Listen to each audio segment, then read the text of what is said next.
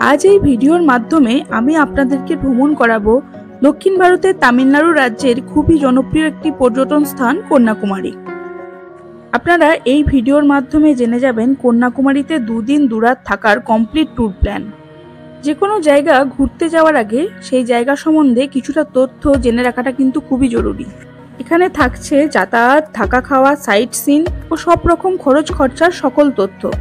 তাই আপনাদের কাছে অনুরোধ রইল ভিডিওটি সম্পূর্ণ দেখুন, ভালো লাগলে একটা লাইক ও সাবস্ক্রাইব করে দিন। যাত্রা শুরু করলাম 22504 বিবেক সুপারফাস্ট এক্সপ্রেস ট্রেন ধরে। এই ট্রেনটি সোম, মঙ্গল, বৃহস্পতি ও শনিবার বর্ধমান, ডানকুনি ও খড়গপুর হয়ে যায়। এছাড়া 12665 কন্যাকুমারী সুপারফাস্ট এক্সপ্রেস প্রতি সোমবার হাওড়া থেকে বিকাল 4:15 রওনা দেয়। প্রতি বুধবার শালিমার স্টেশন থেকে রাত্রি 11:50 12660 গুরুদেব সুপারফাস্ট এক্সপ্রেস ট্রেনটি ছাড়ে। এইসব ট্রেনগুলির বিভিন্ন ক্লাসের ভাড়া আমি আমার ডেসক্রিপশন বক্সে দিয়ে দেব। প্রায় 48 ঘন্টা ট্রেন জার্নি করে আমরা পৌঁছে গেলাম আমাদের ডেস্টিনেশন কন্যাকুমারীতে। আমরা বিবেক এক্সপ্রেসে কন্যাকুমারী পৌঁছালাম রাত্রি 2টোর সময়, তাই আমরা বাকি রাতটা এই স্টেশনেই কাটিয়ে দিলাম। এই স্টেশনে কিন্তু ডরমেটরির সুবিধা আছে।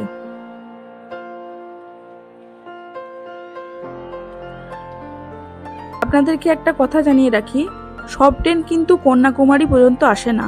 কিছু কিছু ট্রেন কন্যাকুমারী থেকে 20 কিলোমিটার আগে নাগরকোল জংশন পর্যন্ত আসে। এখন সময় সকাল 6টা। আমরা কন্যাকুমারী স্টেশনের সামনে থেকে অটো ধরে চলে এলাম কন্যাকুমারীতে ভারত সেবাশ্রম সংঘে। এই যে দেখতে পাচ্ছেন, এটা হলো কন্যাকুমারীর ভারত সেবাশ্রম সংঘ। আমরা ছিলাম এই ভারত সেবাশ্রম সংঘে। এখানে আপনারা 500 টাকা থেকে 1100 টাকার মধ্যে বিভিন্ন রুম পেয়ে যাবেন। আপনারা আমার চ্যানেলে বা এই ভিডিওর ডেসক্রিপশনে কন্যাকুমারী ভারত সেবাশ্রমের উপর একটি ডিটেলস ভিডিও কিন্তু দেখতে পাবেন।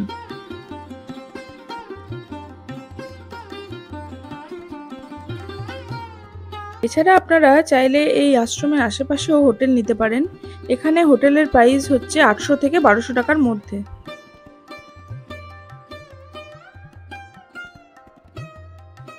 আর যদি আপনারা বিচের আশেপাশেই হোটেল নিতে চান তাহলে হোটেল ভাড়া একটু বেশি পড়বে।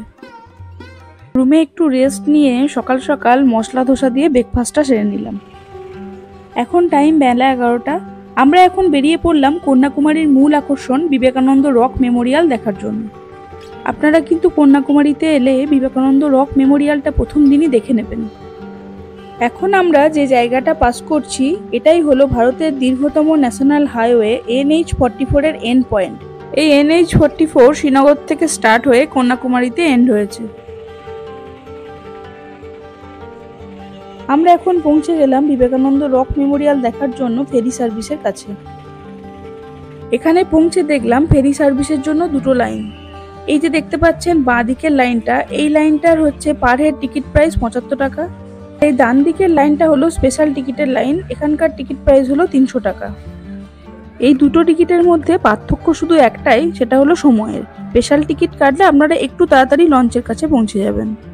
আপনাদের জানিয়ে রাখি, যদি দেখেন ভিড় কম আছে তাহলে কখনোই স্পেশাল টিকিট কেটে টাকা নষ্ট করবেন না, নর্মাল 75 টাকার টিকিটটাই কেটে নেবেন। মনের মধ্যে একরাশ আনন্দ নিয়ে লাইফ জ্যাকেট পরে উৎসাহের সাথে আমরা আমাদের লঞ্চ যাত্রা শুরু করলাম।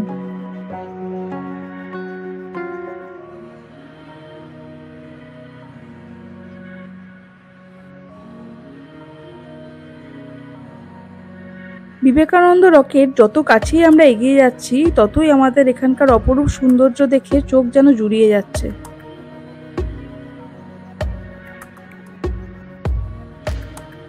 এই যে দেখতে পাচ্ছেন 133 ফুট লম্বা এই অসামান্য শিলা মূর্তিটি হলো একজন শ্রেষ্ঠ তামিল কবি থিরুভাল্লুভারের মূর্তি। তিনি ছিলেন একজন সাধু ও দার্শনিক।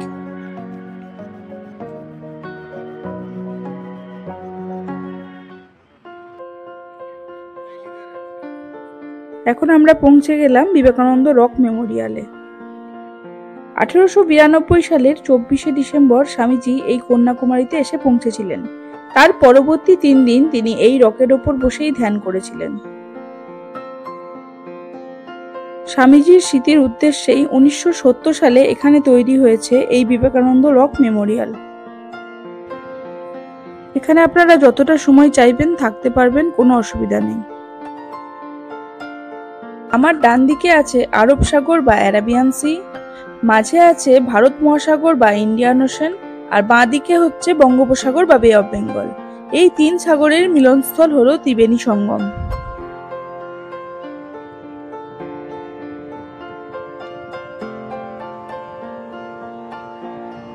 এই বিবেকানন্দ রক মেমোরিয়ালের ওপর একটি ডিটেলস ভিডিও আমার চ্যানেলে দেওয়া আছে। এছাড়া এই ভিডিওর ডেসক্রিপশনেও আমি একটি লিংক দিয়ে দেবো, আপনারা চাইলে দেখে নিতে পারেন।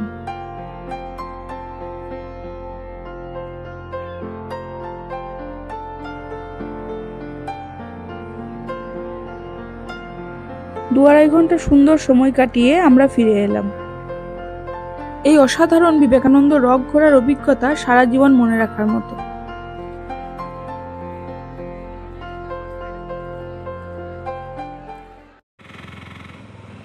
প্রায় 3:30 বেজে গেছে, আমাদের এখনো কিন্তু লাঞ্চ করা হয়নি, তাই আমরা এখন যাচ্ছি লাঞ্চ করতে।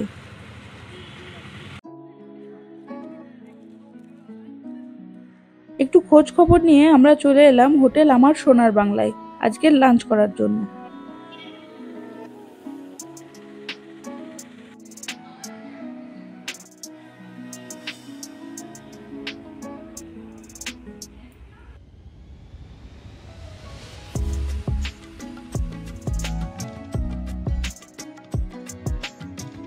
দেখতে পাচ্ছেন এটা হলো এই হোটেলের 140 টাকার ভেজ থালি।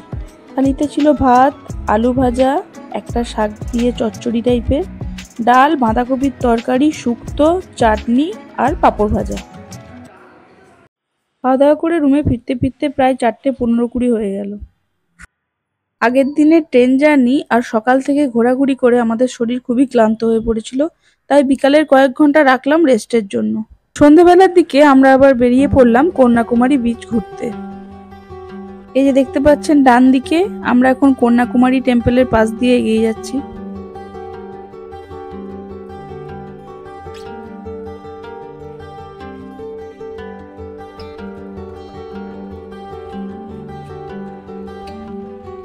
পৌঁছে গেলাম কন্যাকুমারী বিচে। রাতে সমুদ্রের মাঝে আলোকিত বিবেকানন্দ মেমোরিয়ালকে কি অপূর্বই না লাগছে দেখুন।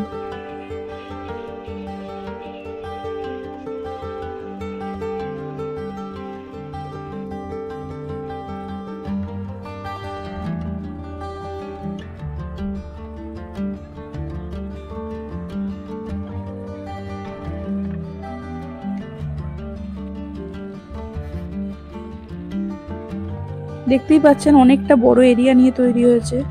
আপনারা একটু চেষ্টা করবেন বিকাল বিকাল এখানে আসতে, তাহলে সবটা খুব ভালোভাবে ঘুরতে পারবেন, দেখতে পাবেন সবটা। রাতের দিকে এই বিচে না নামাই ভালো, বিচটা কিন্তু পাথরে পরিপূর্ণ, প্রচুর পাথর দেখতে পাবেন আপনারা এই বিচের মধ্যে। এটা হলো 16 পিলার মণ্ডপম। এখানে যে কেউ একটু বসে বিশ্রাম নিতে পারবে, এটা বিশ্রাম নেওয়ার জন্য এটা বানানো হয়েছে।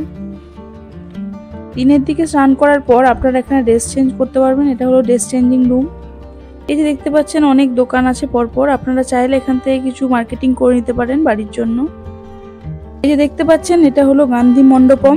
রাতে তো বন্ধ থাকার জন্য আমরা এখন যেতে পারবো না।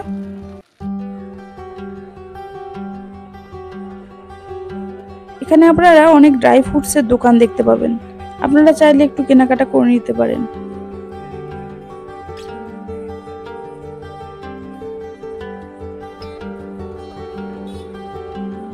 এখন রাত্রি 9টা, আমরা এখন ব্যাক করছি ভারত সেবাশ্রম সঙ্গে। একটা অটো রিজার্ভ করলাম আমরা, ভাড়া পড়লো 50 টাকা।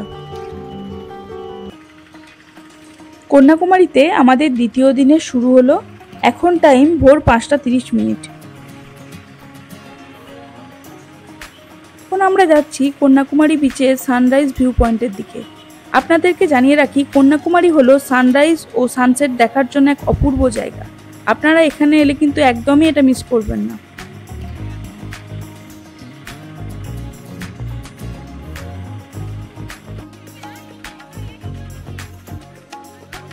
দেখুন সানরাইজ দেখার জন্য কত টুরিস্ট এসছে।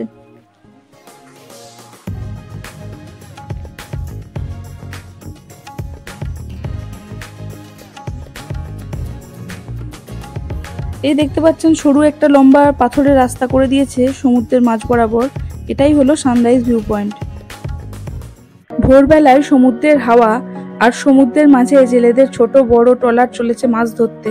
এ যেন এক মনোরম পরিবেশ, মানে বলে বোঝানো যাবে না, এত সুন্দর একটা পরিবেশ।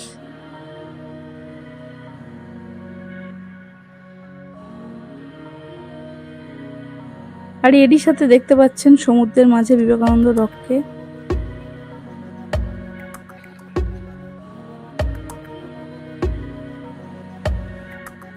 দূরে কত মানুষ দেখুন ওয়েট করছে সানরাইজ দেখার জন্য। এখন সময় সকাল 6টা। সূর্যদেব মেঘের আড়ালে বসে শুধু লুকোচুরি খেলে যাচ্ছেন, আমাদেরকে কিন্তু ভালোভাবে দেখা দিতেই চাইছেন না।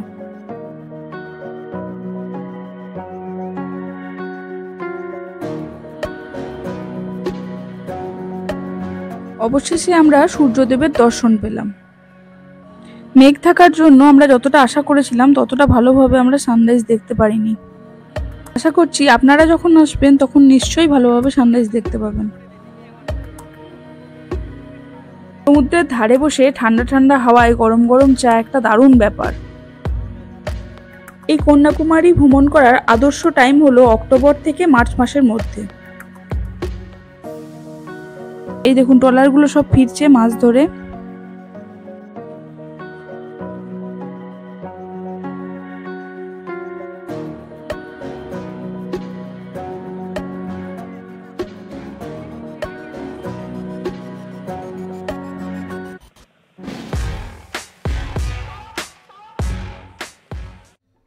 এখন হলো সকাল 9টা। স্নান সেরে নিয়ে একটা গাড়ি বুকিং করে আমরা আজ বেরিয়ে পড়লাম কন্যাকুমারী সাইট সিন দেখতে।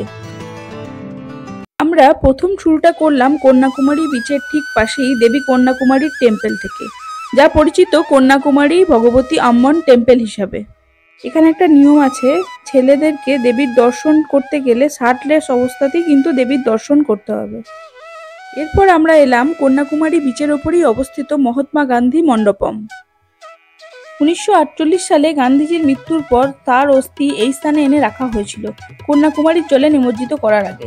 পরবর্তী সময়ে তার উদ্দেশ্যে শ্রদ্ধা জানানোর জন্য এখানে এই মহাত্মা গান্ধী স্মৃতিসৌধটি নির্মাণ করা হয়। এরপর আমরা এলাম কন্যাকুমারী গভর্নমেন্ট মিউজিয়ামে। এই গভর্নমেন্ট মিউজিয়ামে বড়দের জন্য এন্ট্রি ফি হলো 5 টাকা আর ছোটদের জন্য এন্ট্রি ফি হলো 3 টাকা।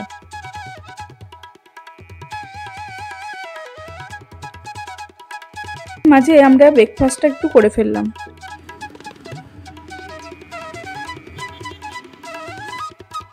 এরপর আমরা এসে পৌঁছালাম কন্যাকুমারীর আওয়ার লেডি অফ রেনসম চার্চে।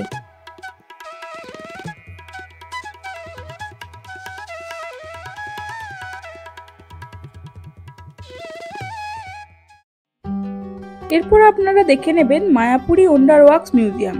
এখানে আপনারা দেখতে পাবেন পৃথিবীব্যাপী বিখ্যাত কিছু ব্যক্তিদের ওয়াক্স মূর্তি। এখানে পার হেড টিকিট প্রাইস হলো 120 টাকা।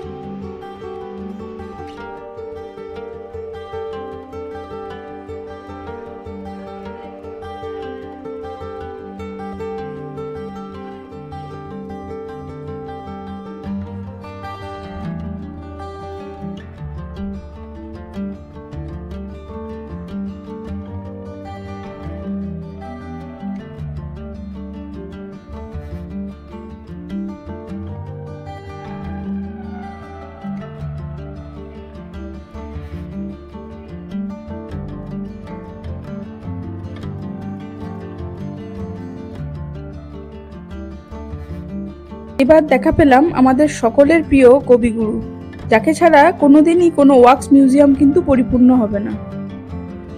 এছাড়াও এখানে একটা 3D ফটোশুট হল আছে।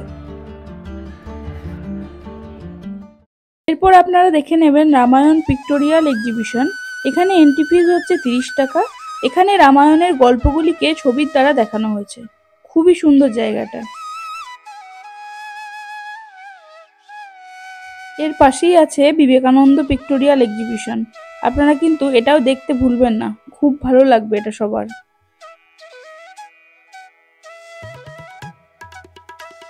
এরপর আপনারা দেখে নিতে পারবেন শ্রী ভেঙ্কটেশ্বর স্বামী টেম্পল। এই টেম্পলটি বানানো হয়েছে অন্ধ্রপ্রদেশের শ্রী তিরুপতি ভেঙ্কটেশ্বর টেম্পলের অনুকরণে। সমুদ্রের একদম পাশেই হওয়ায় এই জায়গাটি কিন্তু খুবই মনোরম একটা পরিবেশ। এরপর আমরা এলাম ভাট্টকোট্টাই ফোর্ট, বা যা বৃত্তাকার দুর্গ নামে পরিচিত। এই দুর্গটি 1800 শতকে ত্রাভাঙ্কর রাজ্যের উপকূলীয় প্রতিরক্ষা দুর্গ হিসাবেও নির্মিত হয়েছিল।